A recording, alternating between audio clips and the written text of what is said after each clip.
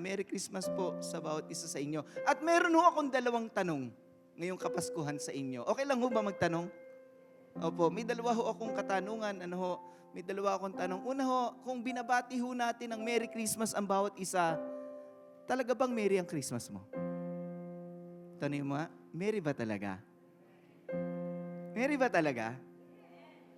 O baka may lungkot, may galit, Merry ba talaga ang Pasko natin? At isa pa hong tanong ay ganito, ano ang mas masaya, yung Pasko noon, Pasko ngayon?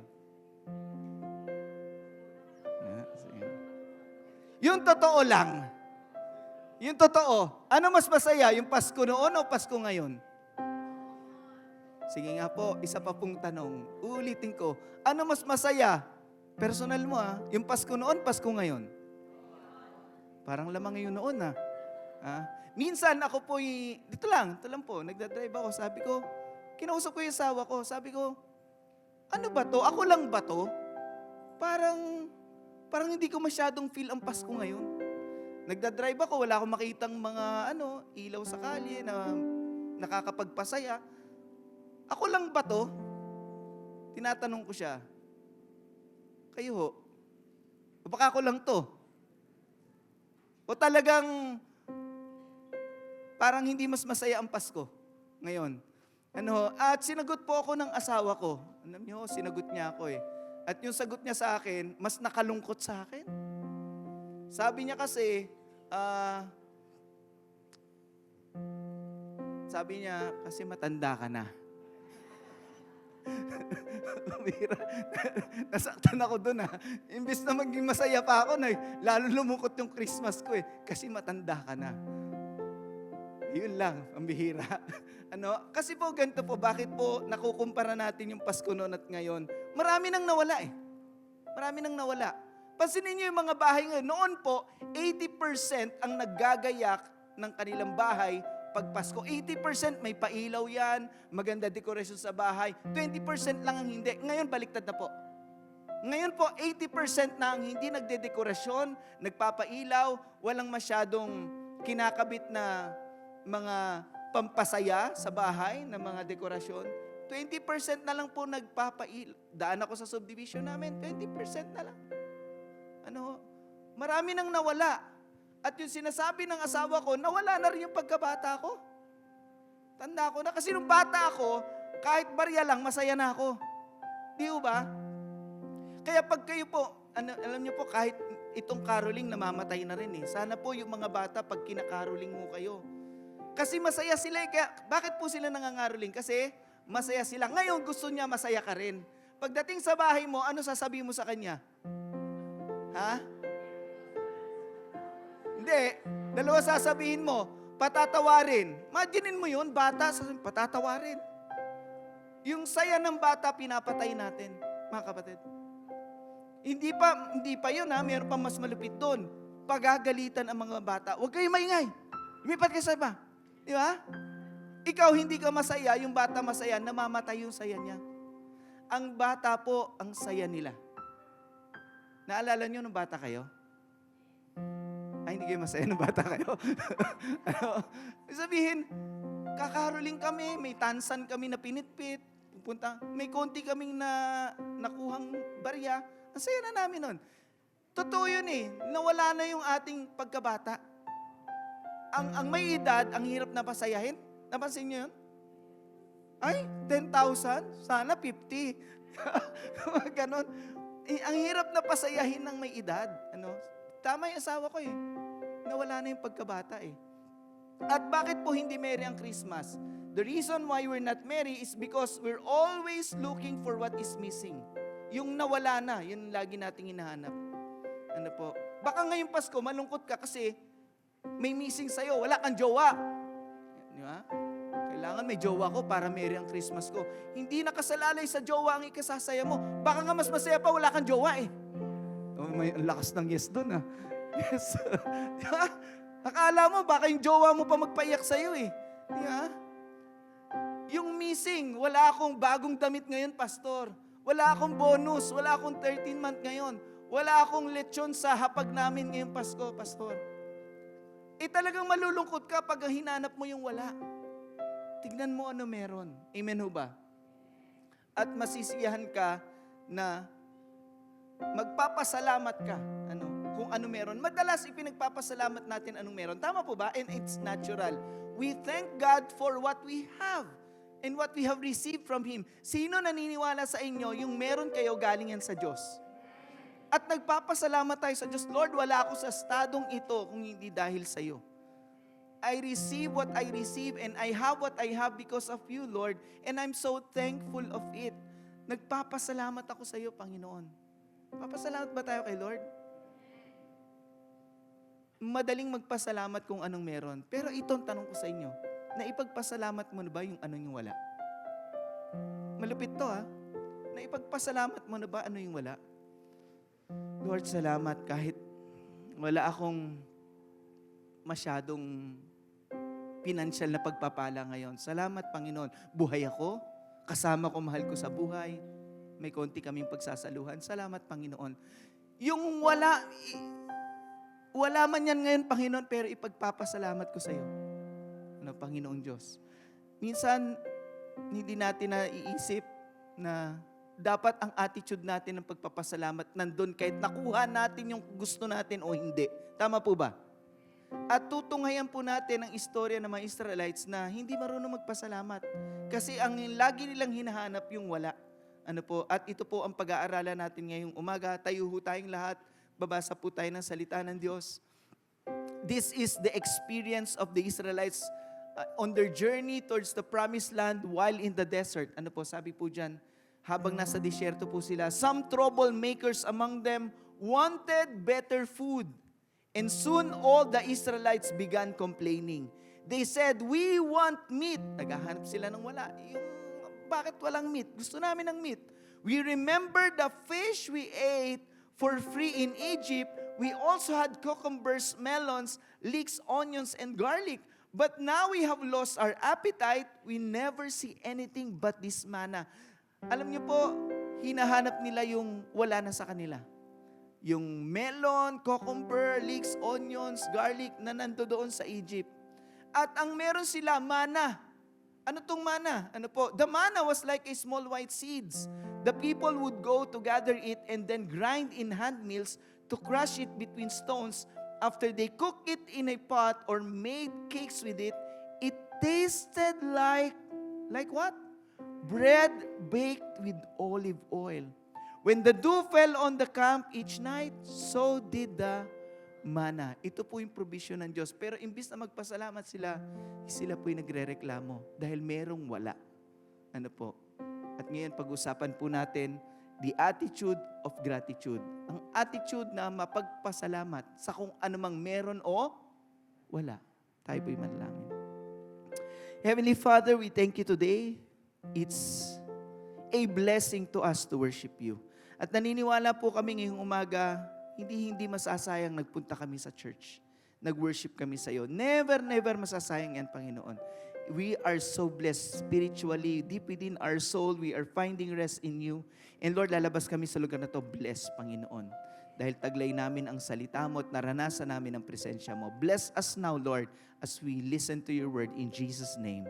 Amen. Amen. Sige po, palakpakan natin ang Panginoon.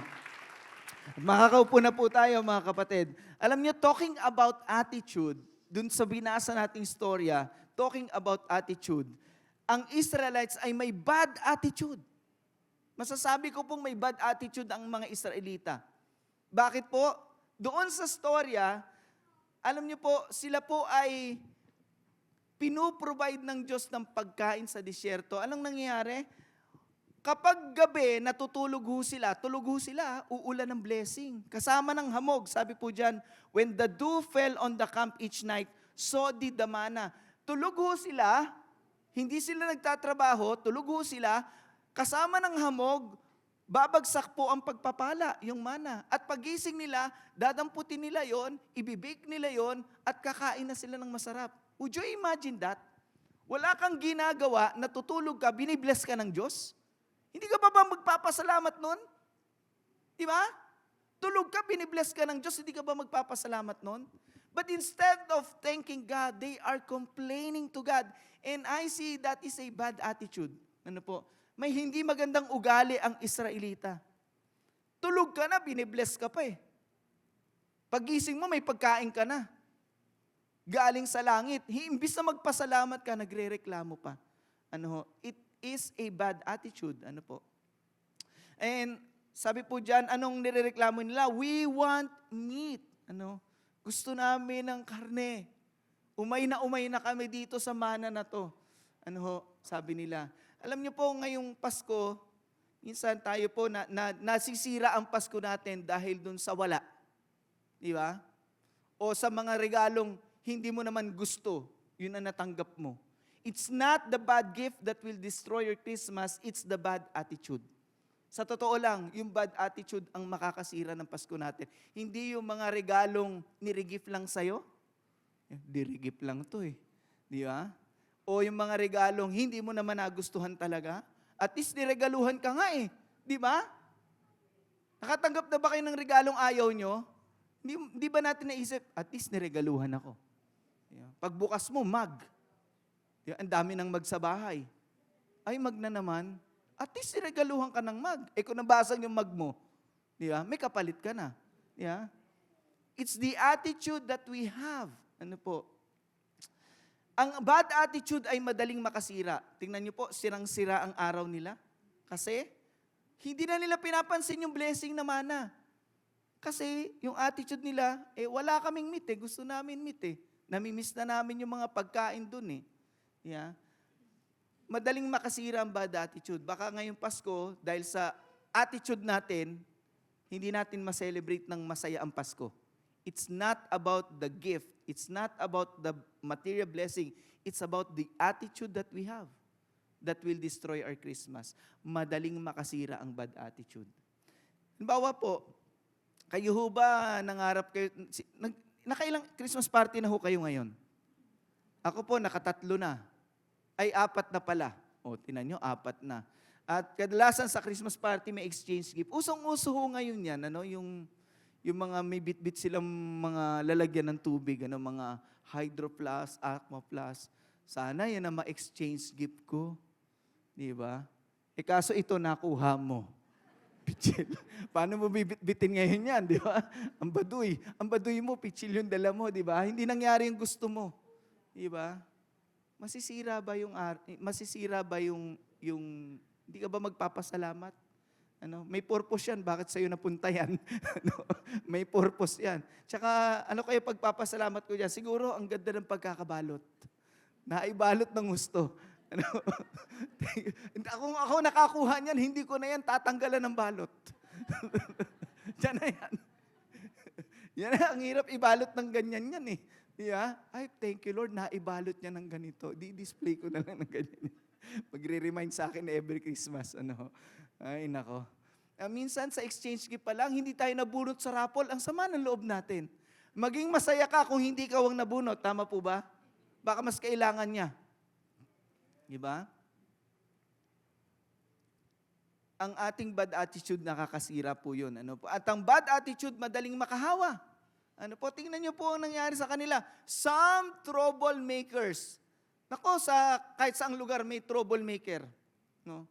At tong troublemaker na to, madaling makahawa to. Some troublemakers among them wanted better food, and soon all the Israelites began complaining.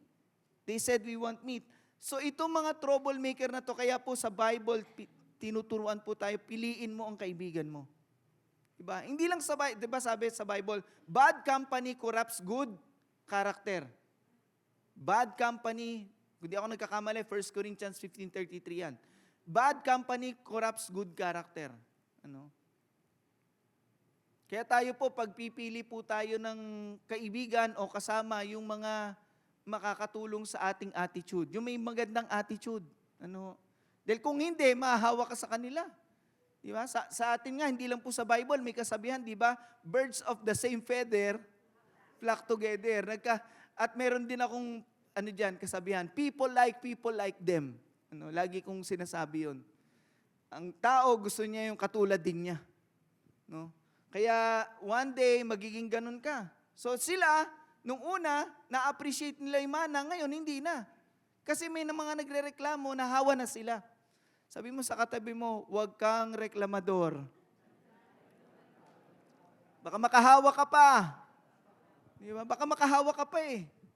Di ba? Bakit mahalaga ang attitude of gratitude? Let me show you how important is the attitude of gratitude. Una po, ang attitude of gratitude po is, it makes you hopeful. It makes you hopeful. The attitude of gratitude makes you hopeful. Ang taong mapagpasalamat, puno ng pag-asa. Amen po ba doon? They are hopeful. And let me show you the verse. Ano po, sabi po dyan, be thankful in all circumstances. Ang bigat nito ha. Magpapasalamat ka, hindi lang pag may blessing ka, pati kahit wala kang blessing. Kasi sabi dyan, all. Sabi natin malakas, all.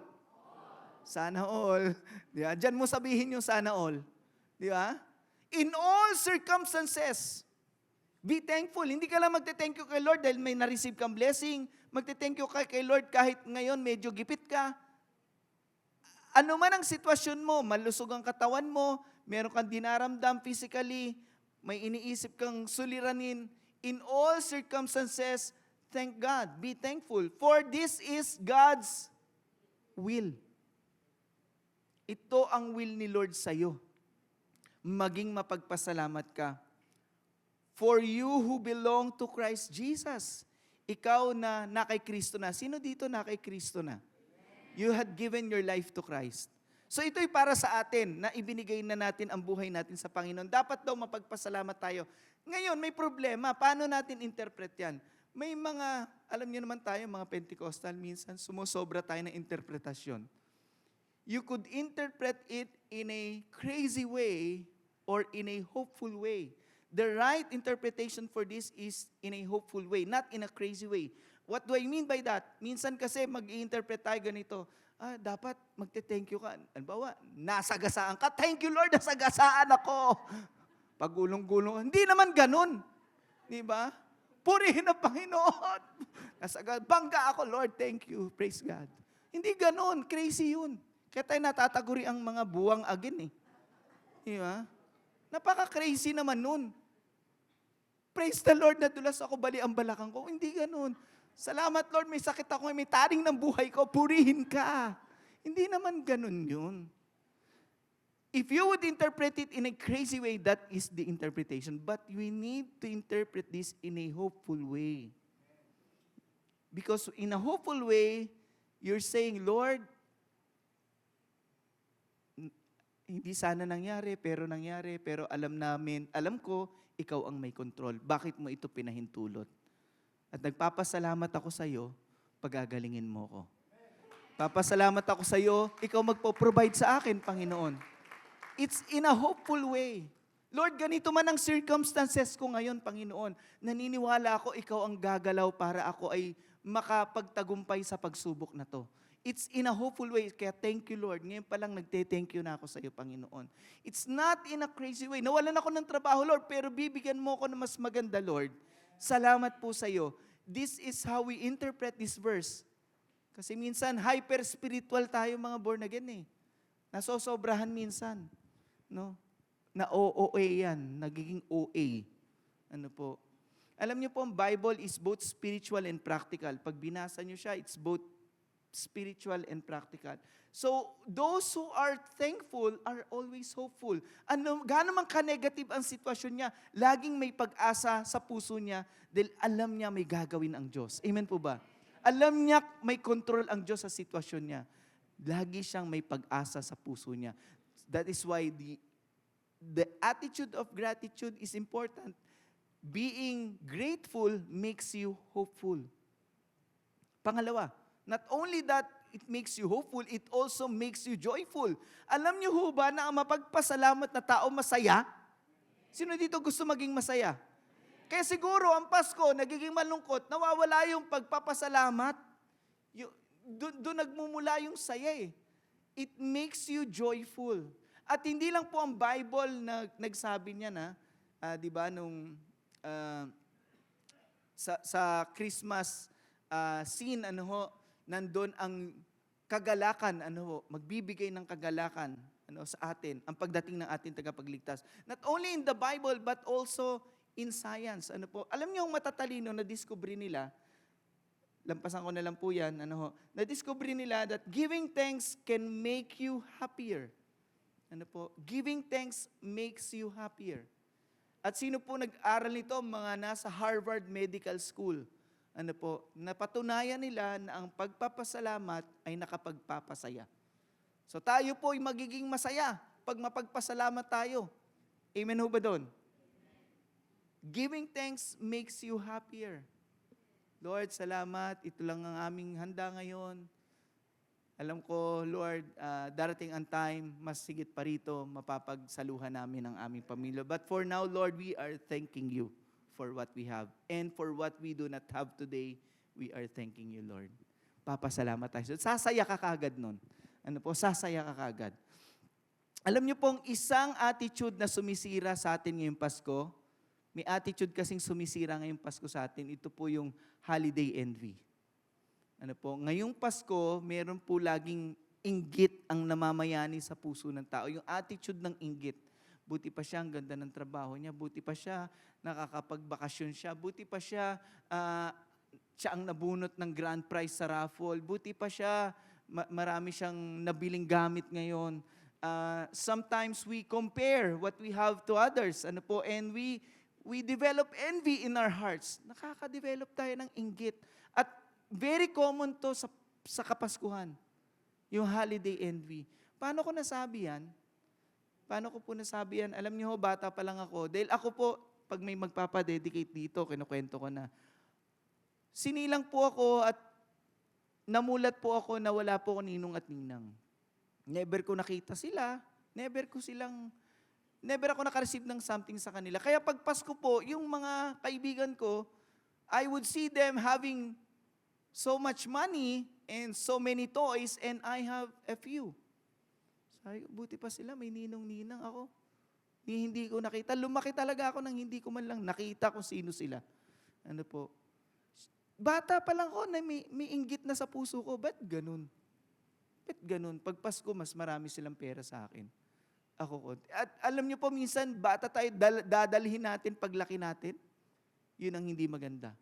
At alam niyo po, ano ang gagamot sa inggit? Sa tingin niyo? Ano gamot sa inggit? Pag-ibig. Ano pa? Teka, nainggit ka na ba?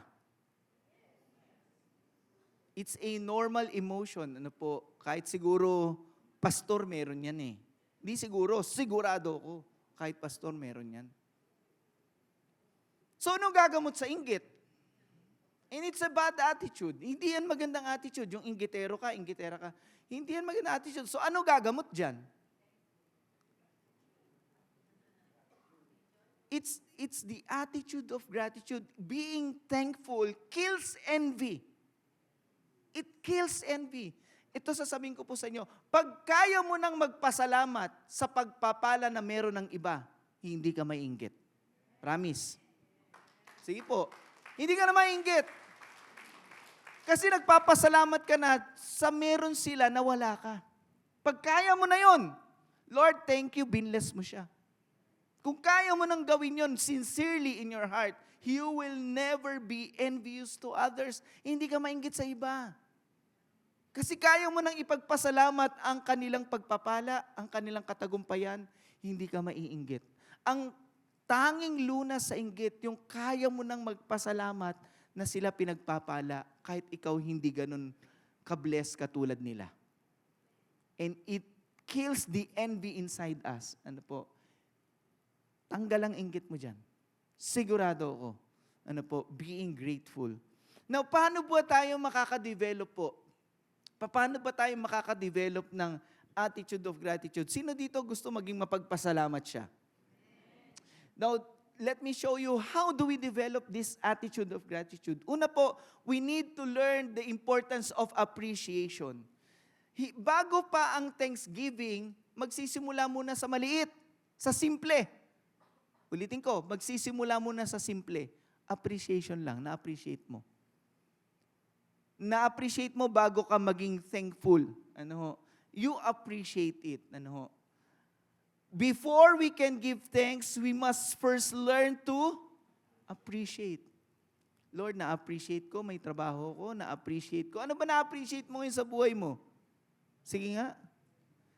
Na-appreciate ko na magkakasama kami pamilya, na-appreciate ko, Lord, na learn to appreciate. Yeah. Pinagluto ka ni Mrs. Di ba? Tapos, ang sarap. Di ba? Natuwa ba kayo? Ang sarap, di ba? Appreciate mo muna. Pag na-appreciate mo, makakapag-thank you ka. Yeah. Pinagluto ka di ba? Learn first to appreciate. And appreciation starts with small things. Ano po? Kaya po appreciate Minsan kasi gusto natin, agad big time yung pagpapasalamat natin. Bakit madalas di natin ma-appreciate ang blessing? Bakit po? Andiyan pa ho ba kayo? Bakit madalas hindi natin ma-appreciate ang blessing? Bakit? Bakit po? Hindi mo ma-appreciate kasi madalas na. Madalas na. Nakasanayan mo na yung blessing na yon. Nakasanayan mo na. Halimbawa po, hindi ba blessing na ngayong araw nagising tayo? Kasi may mga tao natulog, hindi na nagising. Or may mga taong hindi nakatulog. Di ba? Di ba? Minsan, alam niyo po, kung kayo may insomnia, ako po ang makakatulong sa inyo. Hindi po si Lord, pero ibig sabihin, I have bouts with insomnia. And nung umidad na po ako, di ko na sasabihin edad ko, syempre. Minsan, dito po sa church, bago po mag-service, mag-gather, at least an hour before or 45 minutes before the service, mag-gather po ang workers, lahat na naka-assign to pray together. At nung yung nagpe-pray, sabi, nung time na yon hindi ako nakatulog, zero sleep. And I will preach here. Magpipreach ako, zero sleep ako. Would you imagine that? Tapos, nagpe-pray siya, sabi niya, Lord, salamat sa araw na to. Binigyan mo po kami ng panibagong araw. Salamat po, ginising mo kami upang kami maglingkod sa inyo. Isip-isip ko, buti ka pa, ginising ni Lord. Ako hindi pa natutulog O talaga gumaganon yung isip ko, hindi pa ako natutulog Diba? Pero hindi pa natin na-appreciate yun. Of course, hindi ka naman pwedeng hindi matulog everyday. Pag napuyat ka ngayon, mamaya makakatulog ka rin. Di ba? Oh. Pero minsan, di ba, pag taos na nagising ka, nakabangon ka. Parang normal na lang sa atin kasi yung nakakabangon tayo. May mga tao nagising pero hindi nila kayang bumangon dahil sobrang sama ng pakiramdam nila. Tama po ba? Or nasa ospital sila. Or malubha ang sakit nila. Nakabangon ka, nakapunta kang church. Hindi mo natin ma-appreciate kasi madalas na yun Parang normal na lang Nakakain tayo, uy may nakakain tayo Uy nalulunok natin Merong tao, may pambili ng pagkain. Pero hindi makakain. Bawal sa kanila yun. Diba? Or wala silang gana kumain. Sino dito may ganang kumain? O di pagpasalamat mo sa Lord, mahira. Yung iba, hindi makakain dahil walang gana hindi makakain Minsan yung mga madalas na, hindi na natin na-appreciate yun. Kasi madalas na Yung sahod natin, regular na kasi yun, dumarating, hindi na natin na-appreciate kasi regular nang nare-receive natin there's so much familiarity with the blessings that we sometimes fail to appreciate it. O di kaya maliit lang. Di ba? Hindi mo na-appreciate kasi maliit lang. Yun nga ang point ng appreciation. Little things. Needs to be appreciated. Then you will learn to give thanks. Kasi maliit lang yung bonus ko At least may bonus ka. Yeah. Maliit lang ang sahod ko, at least may sahod ka.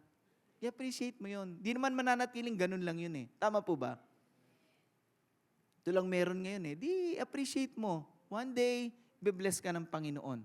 Alam niyo po, meron pong isang World War II veteran, ang pangalan po niya si Eddie Rickenbacker. World War II veteran po siya. At sila po, together with this crew, sila po yung nag-emergency landing sa Pacific Ocean. And sila po ay nandoon for 21 days.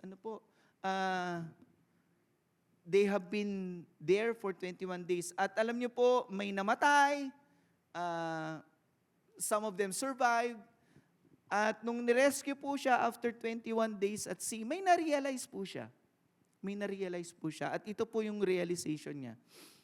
Sabi niya, the biggest lesson I've learned was that if you have all the fresh water you want to drink and all the food you want to eat, you ought never to complain about anything.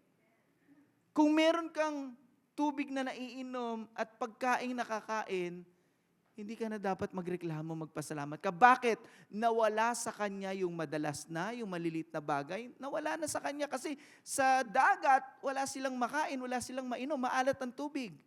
So na-realize niya, dapat pala mapagpasalamat ako. Kasi kung meron ka lang tubig na naiinom at nakakain na pagkain, wala ka nang dapat ipagreklamo pa. You need to be thankful. Amen po ba? Sino dito higit pa doon ang blessing mo sa buhay? Sige po, palakpakan natin ang Panginoon. So how to develop the attitude of gratitude? Learn the importance of appreciation. Sa malilit na bagay, appreciate mo yon. Magpapasalamat ka talaga. Pangalawa is the recollection. Alalahanin mo. Huwag kang makakalimot. Sabi mo sa katabi mo, huwag kang makakalimot. Paano yan? Malilimutin na ako. Di ba? Importante, hindi natin malimutan. Ano po? We recollect, we remember. Ano po? Sabi po sa Bible, praise the Lord my soul and never forget all the good He has done. Sino dito ginawa na mabuti ng Diyos? Sabi doon, praise the Lord. Ang response mo sa kabutihan ng Diyos, pupurihin mo siya. Kaya ka nandito ngayon, nagsisimba ka kasi gusto mong purihin ng Diyos dahil mabuti siya sa iyo, ano man ang sitwasyon mo. Amen po ba doon? At kasabay ng pagpupuri mo, huwag mong kalilimutan gaano siya kabuti sa iyo. Huwag mong kalilimutan. Kasi maraming taong nakalimot, maraming istorya sa Bible na pagkatapos naging mabuti ng Diyos sa kanila, nalimutan na nila ang Diyos. Aalala niyo 10 ketongin, isa lang bumalik para magpasalamat? Yung 9 nakalimot na. Isa lang nakaalala kay Lord. Isa lang naka-appreciate kay Lord. Na Lord, pinagaling mo ko sa ketong. Nasaan na yung 9? They have forgotten. Ano po? What the Lord did to them. Anong ginawa ng Diyos sa kanila? Never forget all the good He has done. Huwag mong kalimutan yon. Alam niyo po, ang bansang Amerika, meron po silang Thanksgiving Day. Ano po? Meron silang Thanksgiving Day. Yun ang maganda sa kanila. May araw na nagpapasalamat silang lahat. Pag may turkey, may Thanksgiving. Ano po? And it trains their mind, ano po, to always remember the good things in their life. They would always go back to thanking God on that day na for all the blessings that they have. They are so thankful. Alam niyo po, dapat maging mapagpasalamat talaga tayo. Amen ho ba? Maging attitude na natin yun, kultura nating mga Pilipino. Alam nyo, sa Asia, pag pumunta ka, ang mga Hapon, pag may binili kang item, you bought something to them, they would always say, ano ba thank you sa Hapon? Arigato, may gozaimasu pa yan, di ba? Very much. Ang inchik, shishi, di ba? Magpapasalamat. Minsan tayo, hindi natin nakagawian eh. Ang maging mapagpasalamat. Let it be an attitude. At tayo po ay hindi makakalimot. Magpasalamat ka kahit matagal na. Kasi ganito tayo, gusto natin laging bagong blessing lang iti-thank you natin. Yes, Lord, bago kotse ko. Yeah. Paano naman yung luma mong kotse? Lord, thank you, buhay pa. Yeah. Papalitan mo na rin yan, Lord, one day. We would always thank for what is new. For all the new blessings. But the blessings that we had, hindi natin mapagpasalamat minsan. Kahit matagal na, magpasalamat ka. Kahit matagal na yon. Because good thinking produces thanksgiving. Ang magandang alaala, ang magandang alaala, sino dito, one day I will be preaching on creating memories.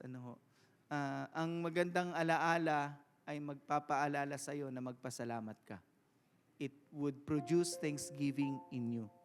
Magpapasalamat ka talaga.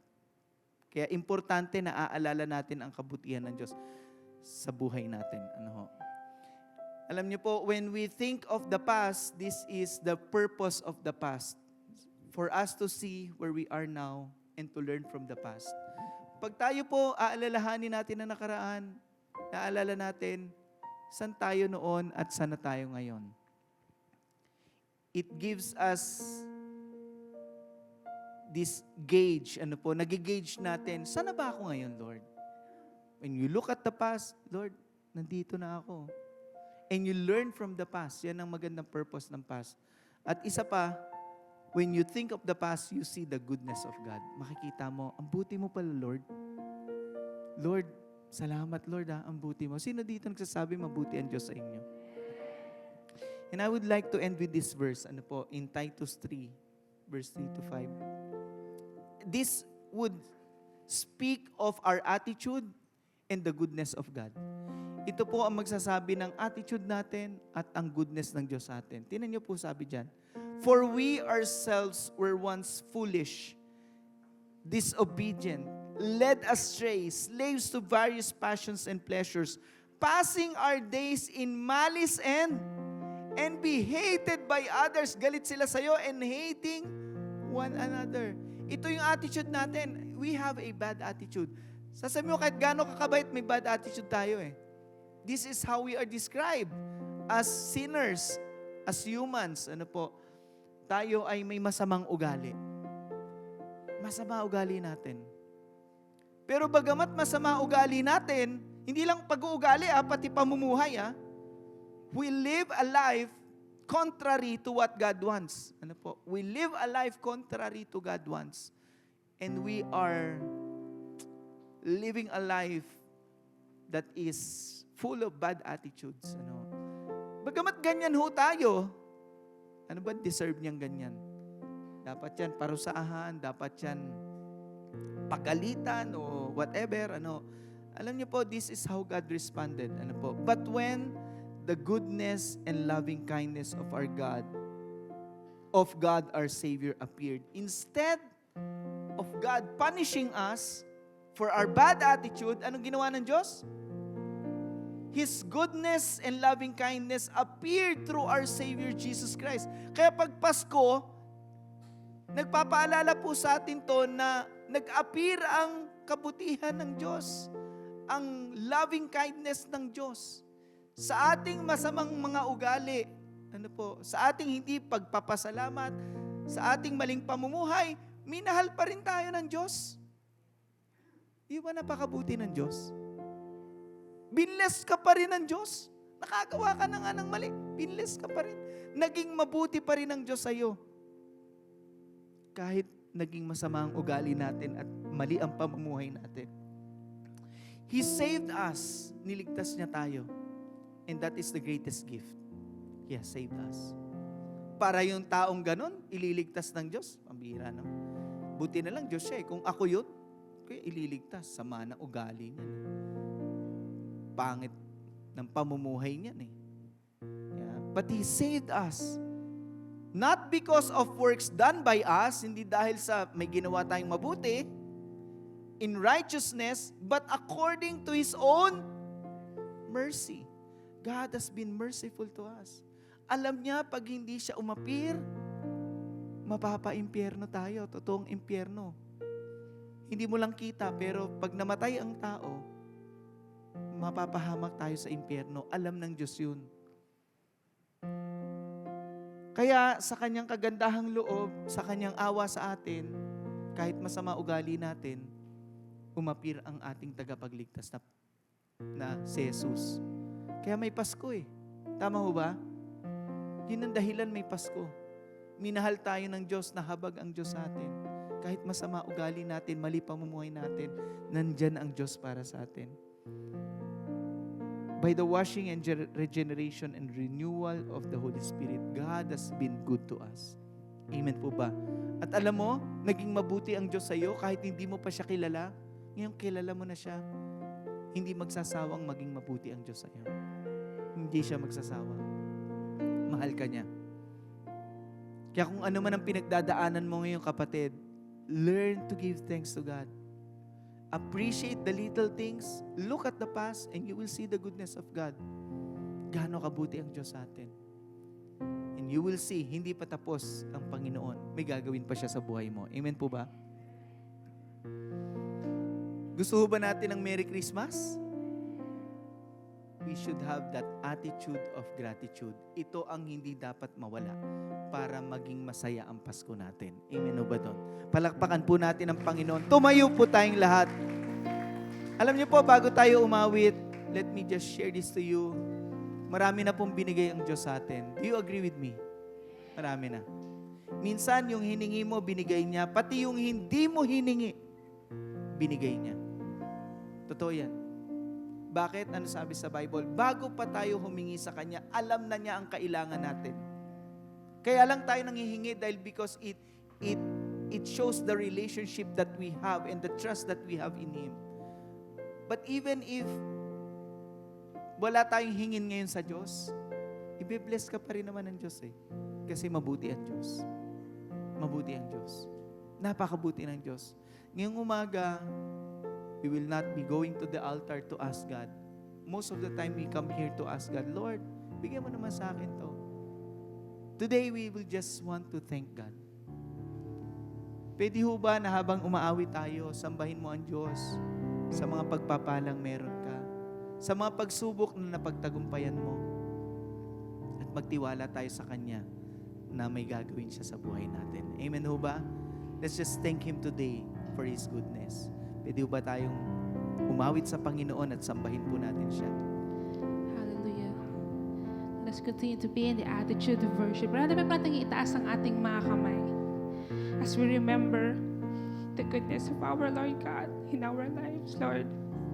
Maraming salamat po, Father, for your faithfulness and your goodness in our lives, Lord. And as we sing, hallelujah. I love you, Lord, for your mercy never fails me. In all my days, I've been held in your hands. From the moment that I wake up until I lay my head, and I will sing of the goodness of God. We sing, I love you, Lord, for your mercy never fails me. All my days I've been held in your hands. From the moment that I wake up until I lay my head, and I will sing of the goodness of God. All my life you have been faithful. And all my life you have been so good. With every breath that I am able, I will sing of the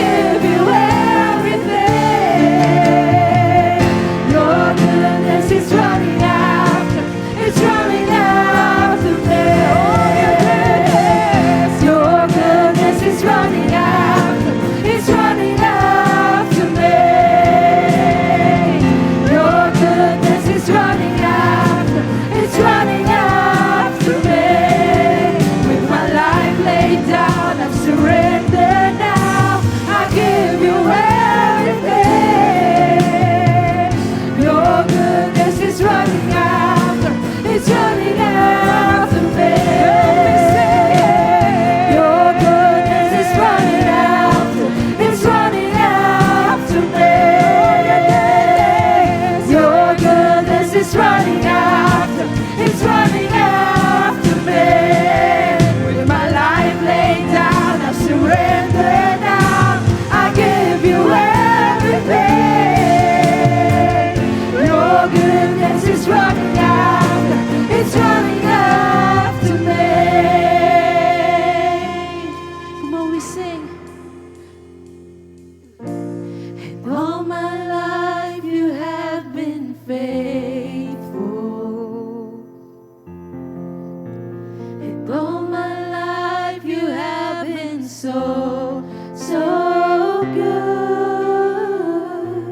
With every breath that I am able, I will sing of the goodness of God. One more time we sing.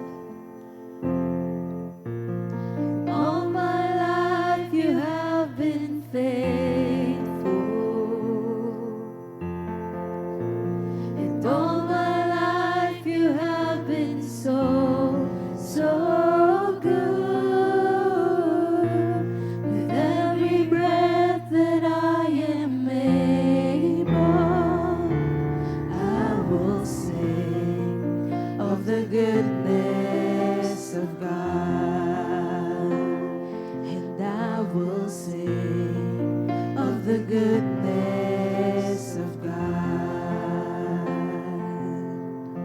Hallelujah. Let's just continue to worship the Lord. God, we believe you are in our midst today.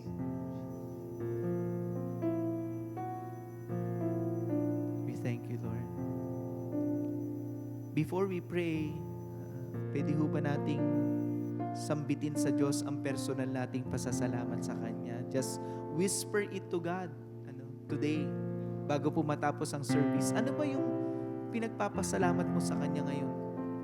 Pwede mo bang sambitin ng personal sa Kanya? Lord, thank you. Napakabuti mo, Panginoon. Just have time to personally thank the Lord today. Let's worship Him with our thanksgiving. Yes, Lord, you are here. And you are here to hear us, Lord.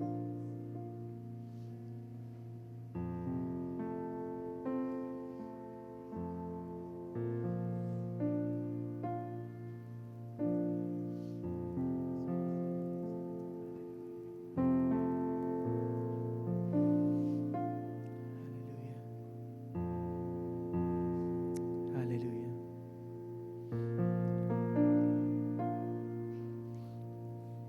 Panginoon, narinig mo po ang aming pasasalamat na personal sa iyo.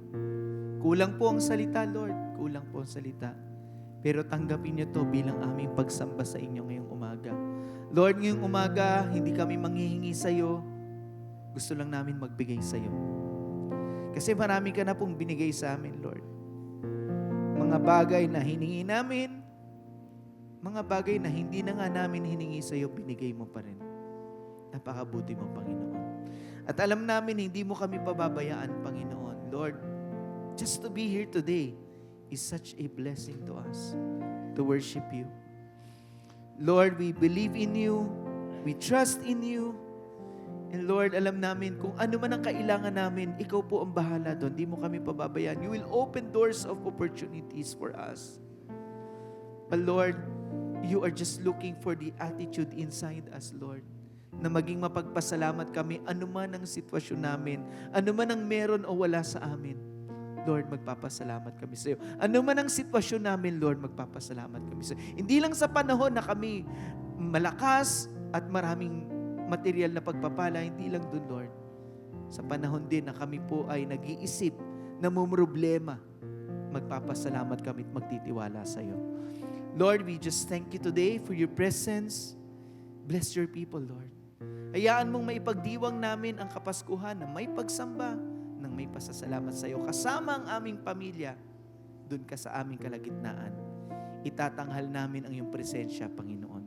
Salamat po, O Diyos. Purihin ka, O Diyos. Salamat po, O Diyos. Hallelujah. Hallelujah. Sambahin ka.